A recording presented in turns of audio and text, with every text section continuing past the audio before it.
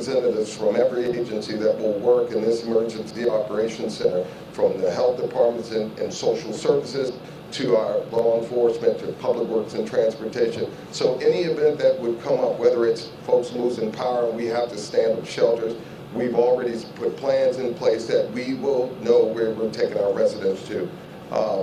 Just to give you an idea of who's in here, again, the representatives are behind us, but we have all our public safety agencies. We have our health and human services agencies. We have our transportation department, environmental resources departments. So we're ready to manage this emergency. As you can see, this is a brand new center. We get to test it for the first time, and we're excited. So thank you. Thank you, Ronnie. Thank you, Mr. County Executive. In preparation for this storm, the Department of Public Works and Transportation has pre-treated roadways. We do have 40,000 tons of salt on hand in our salt domes. We will have 850 men and women working this storm event in 12-hour shifts. In addition to that, we will have 350 snow plows out on the roadways. We will also have 25 pieces of equipment, heavy equipment staged throughout the county, so we're ready to work on the cleanup operations after the snowfall has occurred. With regards to county transit, the county's bus service will be suspended at 1 p.m. today. We will complete all scheduled dialysis appointments, transportation appointments for today. We'll complete all of those today. And as a reminder, snow emergency is in effect. Vehicles folks are strongly encouraged not to park on any snow emergency route. Those vehicles will be towed. With regards to residential parking, we are strongly encouraging residents to park in their driveways. If they do not have driveways, please park on the even numbered side of the streets to ensure that our plows can get through. Due to the exceptional nature of this storm, residents are encouraged to wait at least 24 hours after the precipitation has ended before calling County Click at 311 or going to the snow request form on the county's website, or calling the Snow Information Center number at 301-350-0500. We want to again ask that residents wait at least 24 hours after precipitation has stopped before calling in concerns. I really thank you for the opportunity to brief you this afternoon, and want to encourage all of the motorists to stay off of the roadways. This is a very serious storm. We want to make sure that everyone's safe. Thank you very much.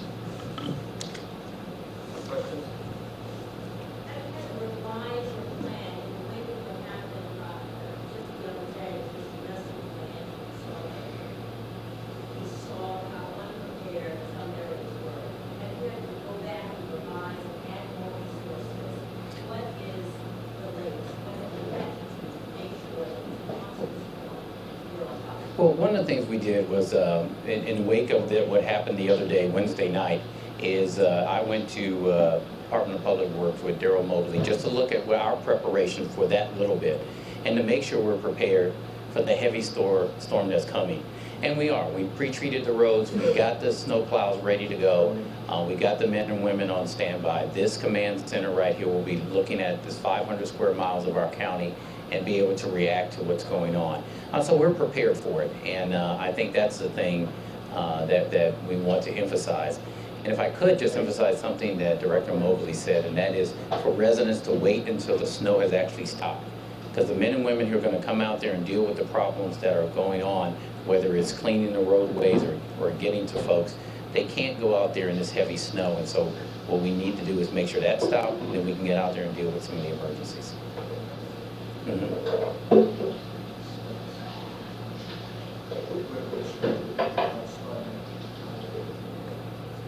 That's it, Daryl. Yes, that's a great question. We're going to focus primarily on the major collectors and then primary and secondary roadways. We need to make sure that all roadways leading to hospitals and things of that nature are addressed first and foremost. Then once the precipitation has ended, at least 24 hours after that, we'll then move into the residential roadways. Exactly. roadways such as Paint Branch Parkway, Harry Truman, Arena Drive. Those are the types of roadways. Those are major roadways that we'll focus on in the county. In addition to that, the State Highway Administration is working on our interstate system, all the state numbered roadways. Those roadways are under the jurisdiction of the State Highway Administration. We're primarily focused on all county roadways.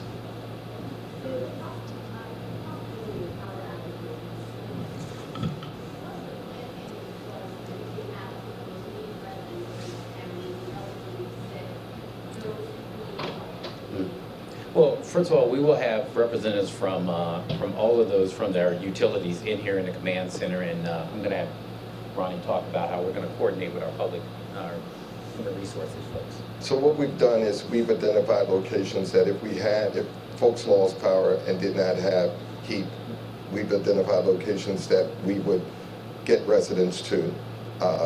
We'll provide a number throughout the day of numbers they can call to get the service. But that's the social services has done an excellent job. When you talk about preparing for this event, meals, folks that we get meals over the weekend, those meals have already been delivered. So things that residents, our vulnerable populations, would look for over the weekend, because we know the intensity of the storm, these services already have been provided.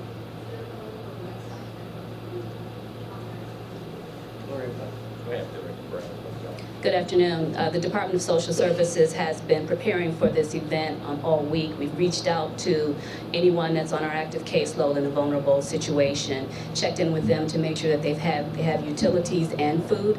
And caseworkers are actually taking that information home with them to check in with them over the period of this, especially the ones that we know are extremely vulnerable.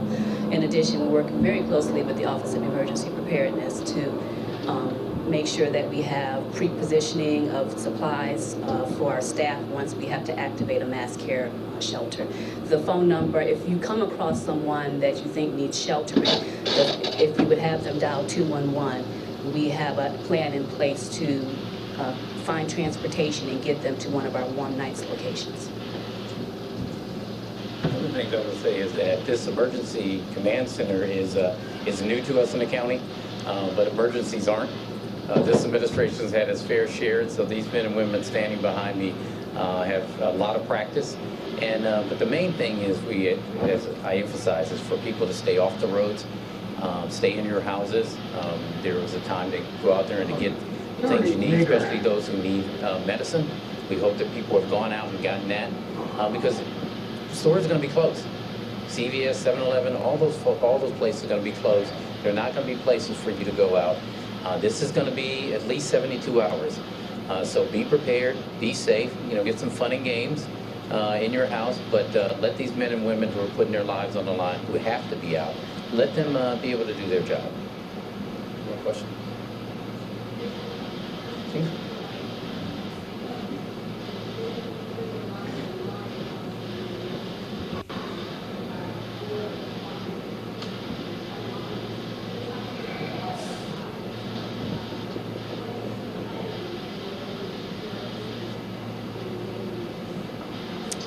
Yeah, absolutely. A couple of things. It has been a rough day. We're on our third fire of the day so far.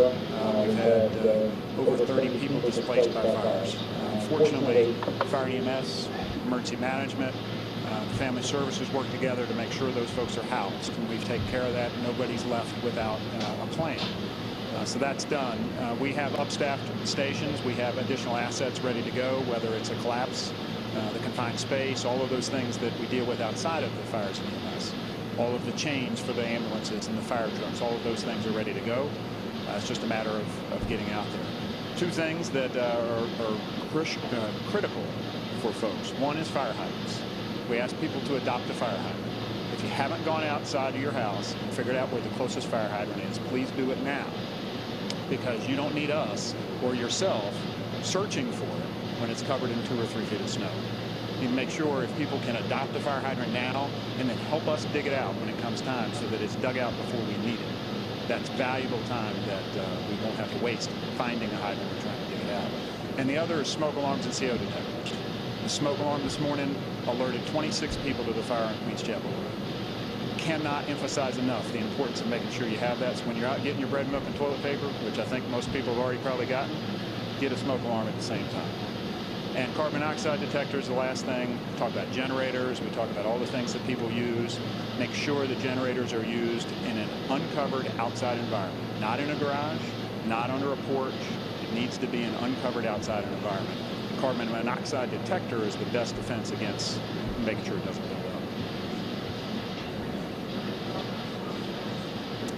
You've been listening to a media briefing from Prince George's County Executive Registrar Baker and representatives from several different government agencies there in Prince George's County as they talk about the preparations underway in Prince George's County as they get ready for the blizzard of 2016. As we know, some areas of parts of our area are already receiving snow. We're going to check in with Tucker and Mike Thomas in just a moment to hear more about that. But I do want to give you a quick wrap up of what's been happening.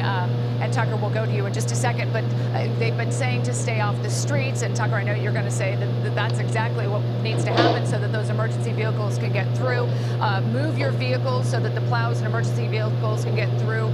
Get your vehicles onto your driveways, onto the even side of the street. The Prince George's County officials are telling us that they have 40,000 tons of salt that are being used for treatment.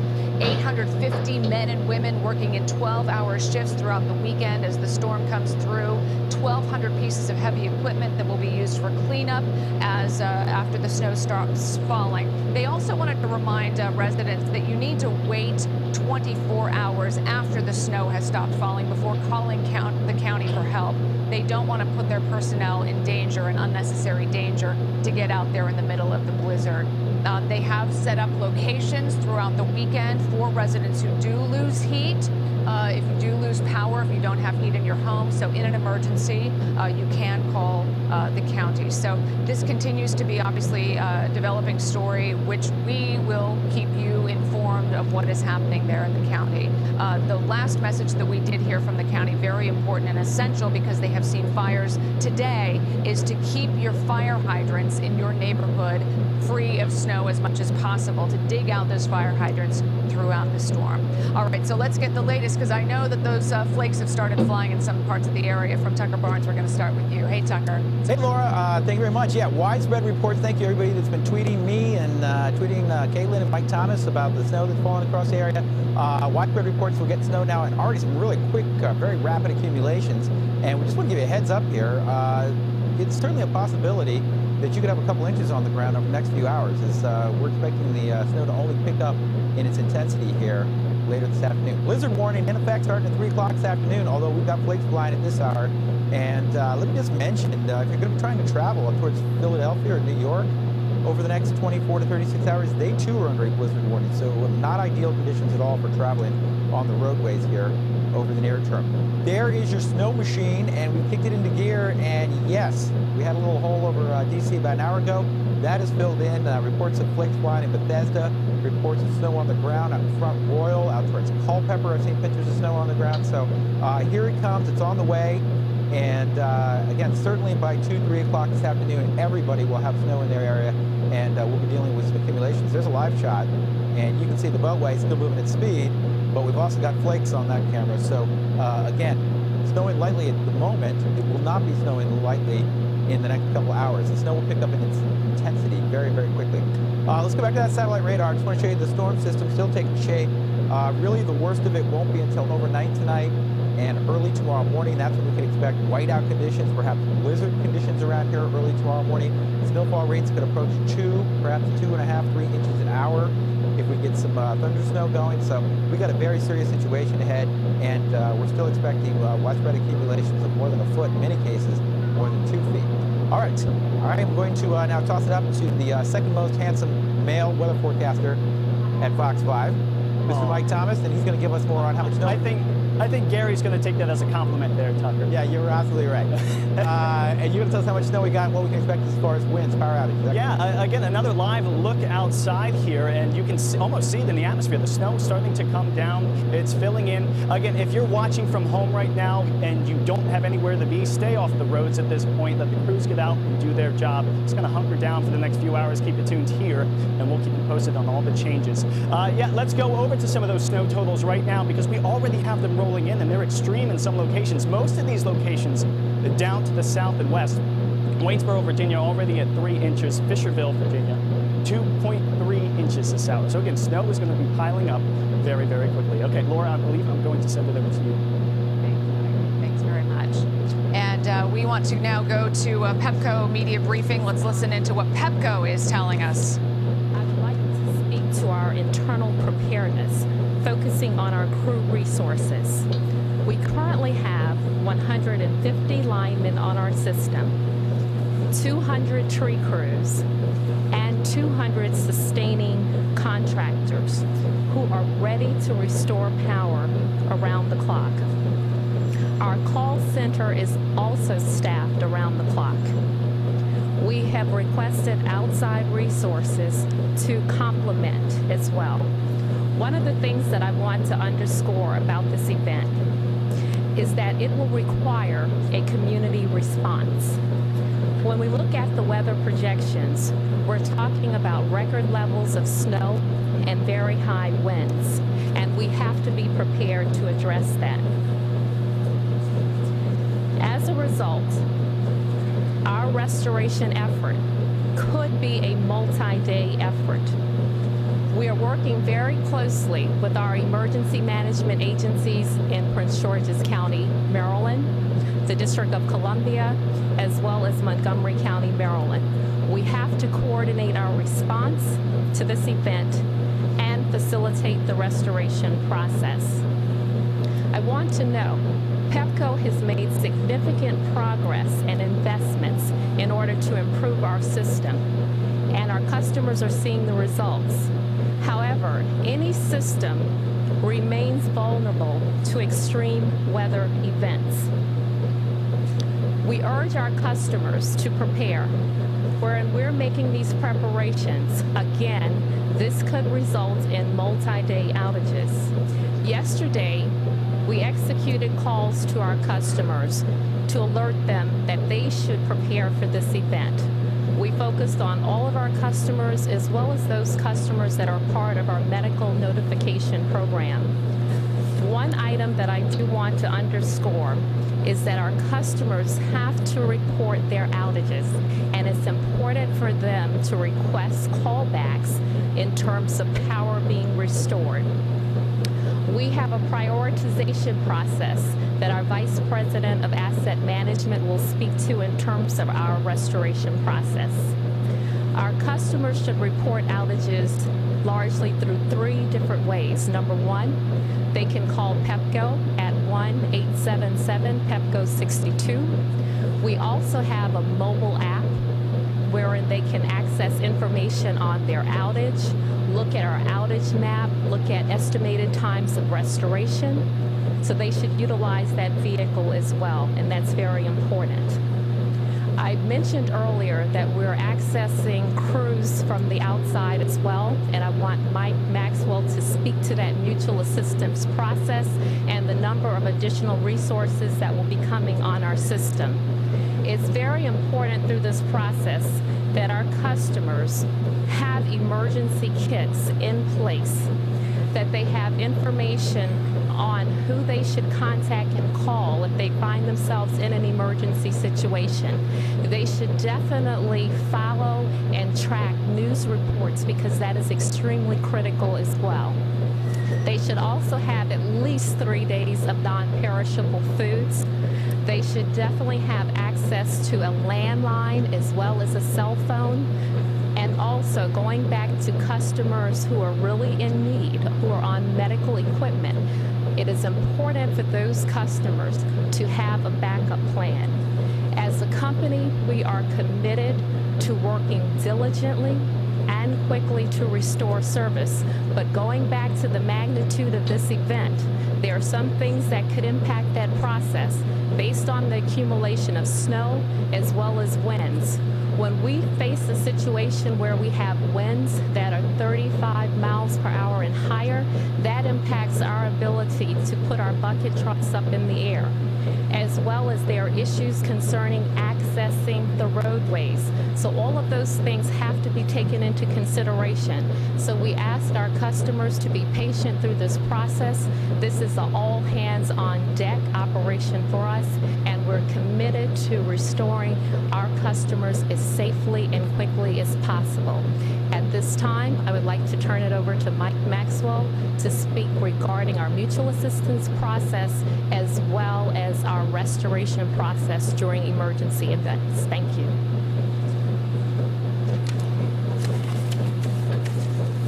All right. I am Mike Maxwell, Vice President of Asset Management. In that role, I'm responsible for the infrastructure in Pepco's territory. I want to take a couple minutes and basically start with the position that Donna took at the beginning of this press conference. We are prepared. One of our most important things one of the most important things that we do at PHI and Pepco is emergency preparedness. And throughout the year, we spend time doing drills and preparing for whether it's a summer event or a winter event, making sure that we are prepared to handle any type of event. One of the other things that I wanted to point out is through the years, you've heard about our reliability improvement projects. We've invested millions of dollars into the resiliency of the electric system. And it's for events like this that we feel that we are prepared to address. We're taking this event seriously, and we are making sure that this is an all hands on deck event, and we're making sure that our resources, our crews, our employees are here and available to respond. With regard to the mutual assistance process, we've reached out to, through our mutual assistance agreements with other utilities. We've reached out as far as New England and as far south as South Carolina. We've committed to, and we have commitments from, approximately 450 resources, both from other utilities as well as contractors. We have over 2,000 support staff working behind the scenes and are committed to coming in throughout the period of the storm. And we will continue to evaluate the storm as it goes through the system.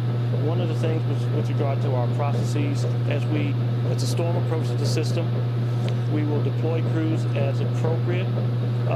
We will move crews around the territory to accommodate where the outages occur, and we will address the outages as they happen. And one of the points that Donna made, and this is from a safety perspective, any restoration process that we go through in the middle of a winter storm such as this will be slow. With snow and ice, it's difficult to move crews and trucks through the territory, so it'll be a bit of a slog, as we sometimes say. However, we will move as fast as we can to where we do have outages to move crews around the territory. When it comes to the restoration process, one of the things that Donna did mention, where we have some concerns are where we have tree limbs over wires in a heavy wet snow. Those tree limbs come down and because of the weight of the snow into the wires. Those are things that we have to keep in mind. Those are the vulnerability that we have on the system now. With regard to the restoration process overall, the most important piece is to make sure that we have our transmission lines intact, our substations, and then as the restoration process goes, we go into the neighborhoods and pick up the smaller pockets of outages as we go through. So with that, Dennis?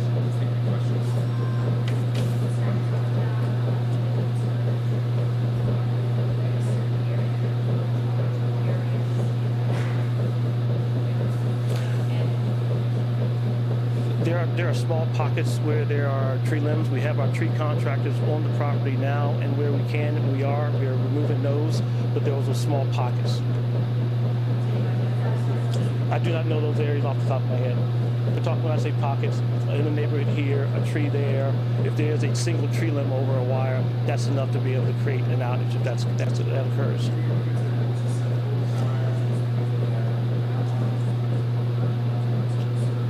Mostly, obviously, downtown is the underground system, and we have areas in the suburbs that are underground as well. In areas like Northwest Washington and the Northeast, there are we have a lot more tree coverage. So those are areas that we do look at in a general sense, and we are keeping our eye on.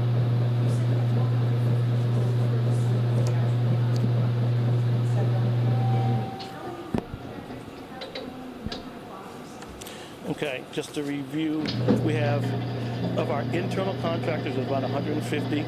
Of our, what we call our on-board contractors, is about 200. And we have about 200 tree contractors that are out on the system and available to us. And on top of that, we have the additional 450 mutual assistance contractors on the system, bringing the numbers close to about 900 or a little bit more. Just to understand, throughout this process, we are continually reaching out through the mutual assistance process to obtain additional resources as the storm passes across the system and it leaves other utilities' territories. They will begin to release contractors and mutual assistance crews to us throughout the duration.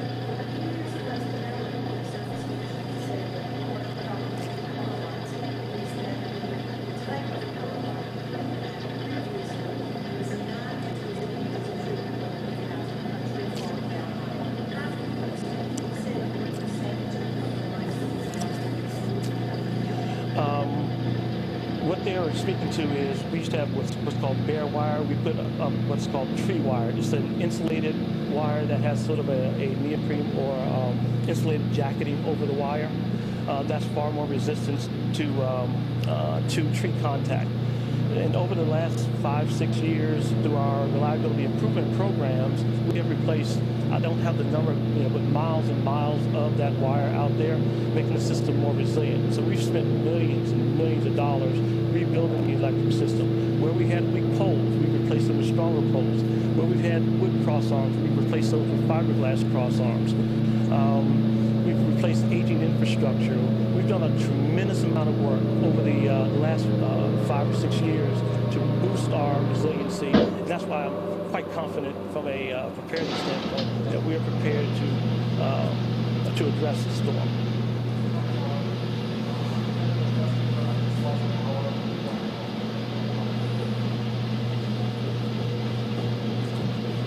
If you're a PEPCO customer and you've lost power, dial 1-877-PEPCO-62, which is 737-2662. We also encourage customers that do have access to smartphones to download our mobile app, which is pepco.com/mobile app, and access that information that way as well to monitor outages as well as report outages as well. Yes, you can report your outage and you can monitor your outage as well.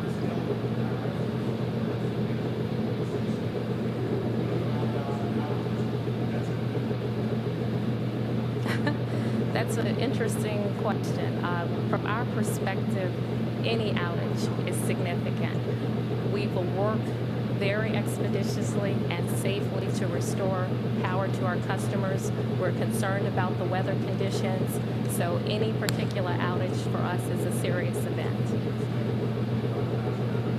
We have no particular projections or expectations. We know what the weather projections are, and it will ultimately depend on system performance as well as the amount of accumulation. And once again, going back to what Mike Maxwell talked about, is the trees and that accumulation on those trees and whether or not those branches will come in contact with the wires. So until we're in the actual event and how it actually impacts this particular area and region, we don't want to project numbers. All right, you've been listening to representatives of PEPCO talk about their situation in preparation for the blizzard that is now here, coming down. Snow's coming down in some parts of our area already. Fredericksburg, we have heard from people in Fredericksburg and other parts of the area where snow is flying. PEPCO telling us that 200 tree cutters are on board already. 900 contractors are ready to go out. They are almost certain to, we are certain to lose power. Many homeowners will because of the wind gusts that we're expecting with a storm. They have sent a call center that will be staffed around the clock. If you do lose power, they gave out a phone number that you can call. It's 1-877-PEPCO-62. That will be a number that you will want to have at the ready when you do lose power, so that you can call, have a cell phone that's charged and ready to go. Again, that number is 1-877-PEPCO-62. We will have that on our website, fox5dc.com, just in case you need that. They are saying this is an all hands on deck situation. If you have been listening to Fox 5 DC, you know that that is the case, because our weather team has been telling you that over the past week. At least 3 days of non-perishable food items is what PEPCO is saying that you should have at this point. The restoration could be a multi-day effort because of the multi-day outages that they're predicting, and because of the weather situation that we're about to go into. And for that, we want to check in with Mike Thomas, who is standing by and telling us that the snow is falling, and it is here. You're absolutely correct, Laura. Thank you so much. We do have the storm now moving into the region already. Yeah, it did start actually a little bit earlier than expected with the light snowfall coming across the region. So hopefully everybody took the warning and got in before the noon hour today. And if you're hunkered down, keep it tuned right here. We'll keep you posted. Believe it or not, the actual storm is down at the bottom of the radar here. It's going to work its way off the coastline and then take its turn to the north. So we're going to be dealing with the snow for the better part of the next 24 hours here. Coastal water temperatures just off the coastline here are still in the 60s and 70s. That is going to pick up more moisture as the storm comes its way northward and start bringing in some of those heavier bands as we head into the evening and overnight hours tonight, and even through the first part of tomorrow morning as well. Snow totals already rolling in from around the region. These are from about an hour ago, so these locations probably have picked up more since then. Most of these locations southwest of D.C., Waynesboro, 3 inches already, and they only started snowing at about 11 o'clock this morning. Fisherville, Virginia, 2.3 inches. Woodridge, 1.5 inches. Here in Bethesda, already getting some reports of traces of snow around the region. And again, now that it has started, it is not expected to stop for, again, the better part of the next couple of days here. Wind gusts are going to be a huge story. They will not be that bad this afternoon, but they will pick up in intensity as we head through the evening hours. 22 mile an hour wind gusts by 7 p.m. tonight. Already at the beaches, gusts over 30. We work our way into the evening hours. That's when things start to get a little serious. Blizzard warning in effect. 39 mile an hour wind gusts here in D.C., 22 in Harrisburg. The beach is over 50 mile an hour wind gusts is what we're going to be dealing with. And at times, those winds could gust to hurricane force strength out there. So the beaches will be a huge story with that beach erosion. 1 p.m. futurecast here showing the snow starting to roll into the region. We get into the heaviest of it as we head into the evening and overnight hours. That dark blue you see there, that is extremely heavy snow just south of the district there at about 2 in the morning. Tomorrow morning as well, we too will have heavy bands come through, and in these heavy bands, that is where we could get that thunder snow. We have thunderstorms that will develop off the coastline, and as they push on shore, we can get into some of that thunder and lightning as well. Storm finally starts to wind down tomorrow evening. Lighter snowfall ending Saturday night and through the overnight hours into Sunday. And then Sunday, the big dig out will begin. Snow forecast, our latest numbers from this morning, 20 to 30 inches wherever you see the pink shade here. And we would not be surprised at all if isolated pockets do better than 30 inches of snow here. 12 to 20, most of Prince George's County and Arundel County. You get into less of it as you head towards the bay to the south and to the east. North and west, we have lots of viewers in the Panhandle, 12 to 20 around the Cumberland region. You move over towards Morgantown, you're getting into the 6 to 12 inch range. No doubt, snow lovers will be very satisfied with this storm. We are going to get a lot of snow. We would love to have your help as well. If you can safely do so, please send us your snowfall totals, and we'd love to see those snowfall pictures as well. Fox 5 DC on both Facebook and Twitter. All right, the storm is here, Laura. We're excited, and we're going to keep you posted all day long. Back over to you. Mike, you've been doing a great job. Thanks very much. We'll be checking in with you in a little bit. We will have the latest on the forecast all day and all night online. Our extended on-air coverage starts today at 4 p.m. Please join us then. And then on Saturday, our blizzard coverage begins at 5 a.m. And as Mike said, send us your pictures on how you're doing during the storm. And on Facebook and Twitter, make sure you use the hashtag #TheWinterAwakens. We will see you at 4 p.m. as our storm coverage starts.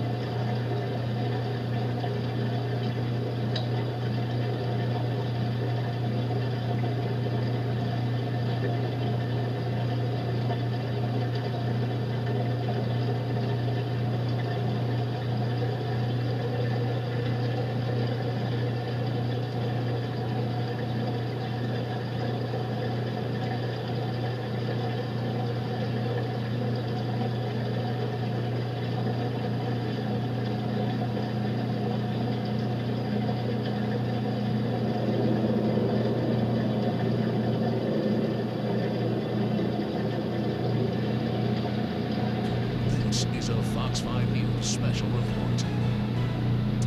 Hello, everyone. I'm Laura Evans, and we are interrupting programming right now to bring you an update on the snow preparations that are underway in Prince George's County for the blizzard of 2016. County Executive Rushern Baker is in Landover. He is updating the media, about to update the media on the latest. We want to check in with them and see what is going on, hear what they have to say.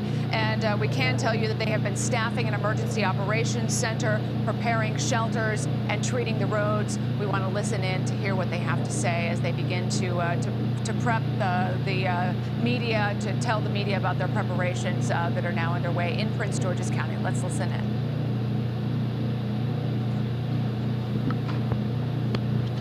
Good afternoon, everyone. I am Javanya Whittington, the Director of the Office of Homeland Security for Prince George's County. One of the components under the Office of Homeland Security is our emergency management. And today, we're here in the Emergency Operations Center. The Office of Emergency Management is responsible and will be coordinating the upcoming snow event. And we want everybody to know that we are prepared. To discuss our preparedness in particular, I want to introduce our County Executive, Rushern Baker. Thank you. Thank you, Gigi. Good afternoon, everyone. Thank you for being here in our brand new command center. Today, the county shares with the region our storm preparations.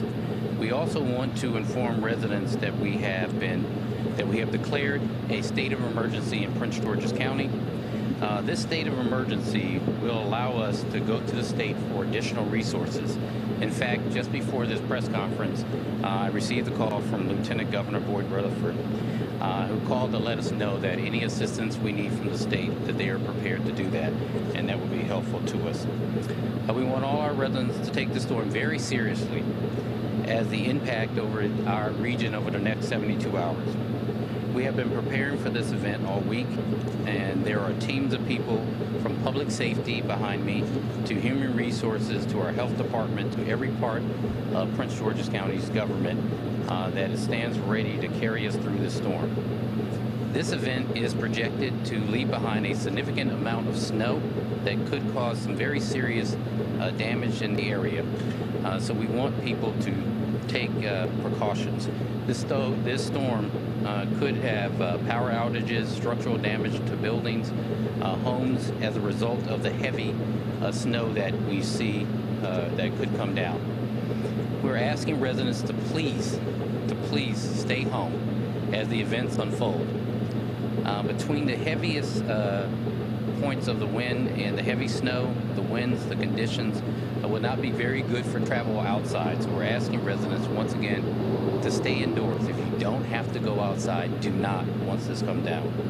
We expect the heaviest part of the snowstorm to happen between this evening and Saturday evening, with a mixture of snow and sleet. So over the next 72 hours, please look out for your neighbors, the elderly, and your friends. If possible, move vehicles away so that our snowplows can get through the roads and clear them out. We would also ask, once it has stopped, that you shovel the wet walkways in front of your house so that our emergency team and public safety, who may have to be called out to these neighborhoods, can get through, so they can help you and your neighbors. Over the next few days, we will be tested in this county and this region. I am confident that we will see this storm through. I will now ask Ronnie Gill, our Director of Emergency Management, and Daryl Mobley, our Director of Public Safety and Transportation, to give us the overview of the preparation of these efforts. Before they come up, I do want to take note that we have every part of our government standing behind you. So we are prepared for this. The best way, as I'm sure they will tell you, to help us out is for you to stay off the roads and allow these men and women who are out here to do their jobs, to clear the ways, and in times of emergency have our fire department and ambulance be able to get to people in a quick manner. With that, Ron, Daryl. Thank you, Mr. County Executive. A couple things I wanted to go over with you to give you an idea of what we're doing. One, we're standing up, as the county executive said, our emergency operations center. And this will allow us within here to collect the data, analyze that data, gather resources, anything that we would need to put the county back together after this event. We'll be able to maintain a continuity within the government as well as with our business partners during this event. We'll be able to maintain communications with not just folks in the county, but our regional partners in the state as well. When the state of emergency was declared, this allows us to utilize resources from the state and other assets, if necessary, federal assets, to manage this event. We'll be able to utilize, for example, the National Guard and have the ability to secure Humvees.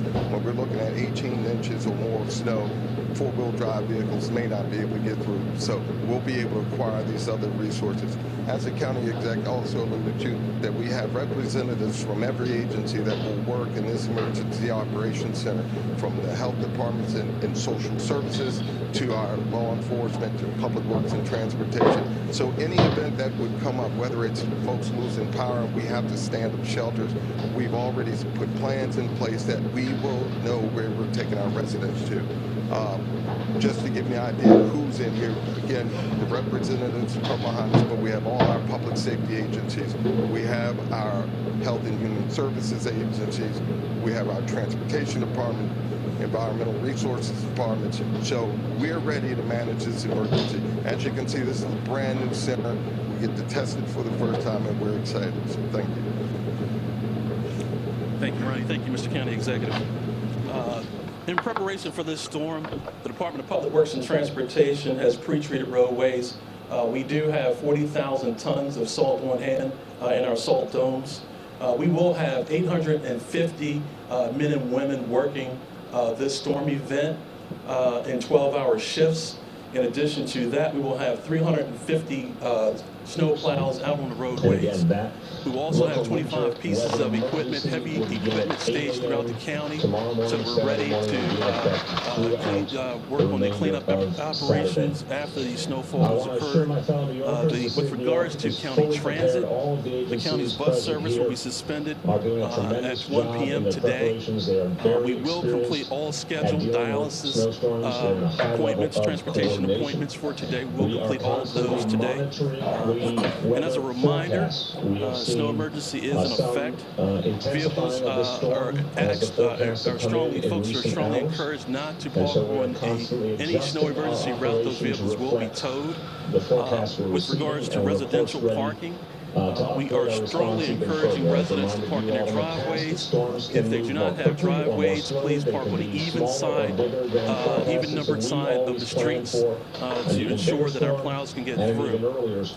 Due to the exceptional nature of this storm, residents are encouraged to wait at least 24 hours after the precipitation has ended before calling County Click at 311. Or going to the snow request form on the county's website, or calling the Snow Information Center number at 301-350-0500. We want to again ask that residents wait at least 24 hours after the precipitation has stopped before calling in concerns. I really thank you for the opportunity to brief you this afternoon. I want to encourage all of the motorists to stay off of the roadways. This is a very serious storm. We want to make sure that everyone's safe. Thank you very much. General Manager of the Housing Authority, Michael Kelly. Deputy Commissioner for Water and Sewer Operations, Environmental Protection, Jim Roberts. First Deputy Parks Commissioner, Liam Kavanaugh. Dr. Jay Varma, Deputy Commissioner at the Department of Health. Deputy Chancellor, Department of Education, Elizabeth Rose. Jackie Bray from the Mayor's Office, and Carlos Torres, Vice President for Emergency Management at Con Ed, who we've been working with very, very closely in these preparations. One of the things we did was, in the wake of what happened the other day, Wednesday night, is I went to Department of Public Works with Daryl Mobley just to look at our preparation for that little bit and to make sure we're prepared for the heavy storm that's coming. And we are. We pre-treated the roads. We got the snow plows ready to go.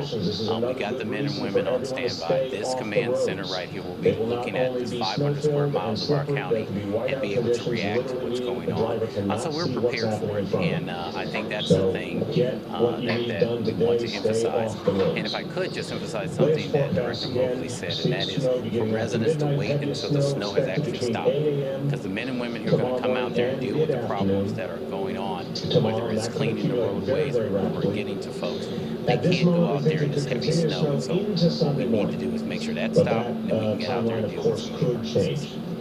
The expectation right now between 12 inches and 18 inches. So you've seen that number go up in the course of today. So we're predicting 12 inches to 18 inches in New York City. Yes, that's a great question. We're going to focus primarily on the major collectors and then primary and secondary roadways. We need to make sure that all roadways leading to hospitals and things of that nature are addressed first and foremost. Then once the precipitation is ended, at least 24 hours after that, we'll then move into the residential roadways. Contact with the National Weather Service, who we regard as crucial allies in this roadways fight, such as Paint Branch Parkway, Harry Truman, Arena Drive, those are the types of roadways, those are major roadways that we'll focus on in the county. In addition to that, the State Highway Administration is working on our interstate system, all the state-numbered roadways. Those roadways are under the jurisdiction of the State Highway Administration. We're primarily focused on all county roadways. So I want to thank all of the men and women who work for all the agencies represented, but a particular thank you to the men and women of the Sanitation Department who will be the front line of this over these next few days. 2,300 workers will be in 2 split shifts of 12 hours. Well, first of all, we will have representatives from all of those from their utilities in here in the command center, and we're going to have Ron talk about how we're going to coordinate with our public. We have, by the way, over 300,000 So what we've done is we've identified salt locations ready. that if we had, So if very folks strong lost supply power on and hand. did not have We'll heat, have we've almost identified locations 1,800 that we snowplows would get out, residents mainly to. Sanitation Department, but also from We'll Environmental provide a Protection, number throughout the day Transportation of Parks. numbers they can call In addition, to fire get the department service. will increase But staffing of that's the firefighters, social services has done an excellent job. When you talk and about they will have preparing for this specialized units event, out on the meals, road folks that throughout would the get meals storms over the to the weekend, police those department meals as have well. already been Both delivered. So will things that have residents, rescue our teams vulnerable ready to go, populations and compact would vote for vehicles over the ready to weekend go. So because we those know the two intensity of the storm. capacities These focus, of services course, on the already have coastal been flooding provided. dangers. Department of Transportation deploying crews to each of the East River bridges to conduct de-icing treatments. Good afternoon. The Department of Social Services has been preparing for this event all week. We've reached out to anyone that's on our active caseload in a vulnerable situation, checked in with them to make sure that they have utilities and food, and caseworkers are